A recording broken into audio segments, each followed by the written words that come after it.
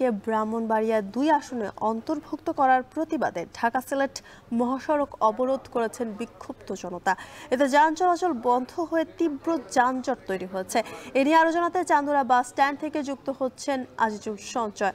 সঞ্চয়, সড়ক অবরোধে যানজটে দুর্ভোগের চিত্র কেমন দেখছেন এবং দাবির বিষয়ে বা আন্দোলনকারীরা কি বলছেন জানাবেন।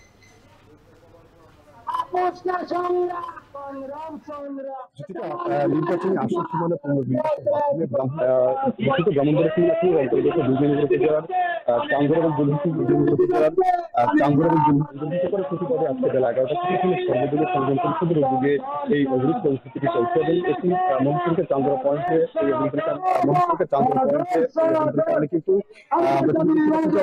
দুই দিকেই অন্তত 10 কিলোমিটার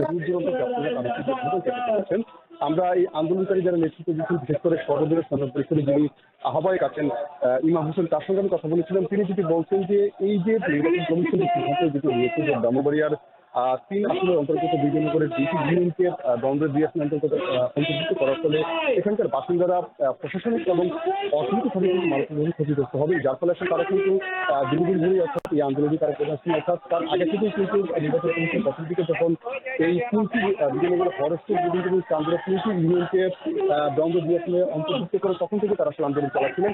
সর্বশেষ চূড়ান্ত গেজেটে কিন্তু ফরেস্ট করে অর্থাৎ বাকি যে 2টি ইউনিয়ন আছে অর্থাৎ চান্দুরা এবং বুধুর এই 2টি ইউনিয়নকে ব্রাহ্মণবাড়িয়া 2 আসনে অন্তর্ভুক্ত করা